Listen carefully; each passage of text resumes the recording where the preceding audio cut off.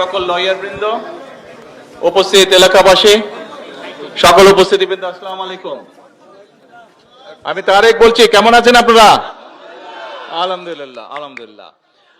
আজকে আমরা এখানে নতুন কোর্ট বিল্ডিং এর ভিত্তিপ্রস্তর স্থাপন করলাম।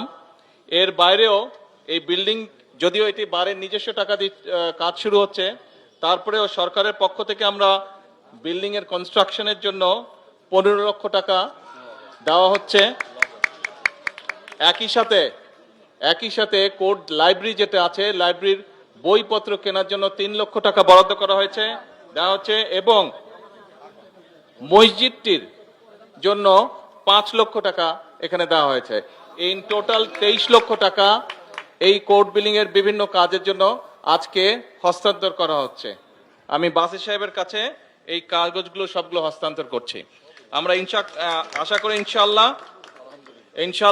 দ্রুত এই কাজগুলো সম্পন্ন হবে।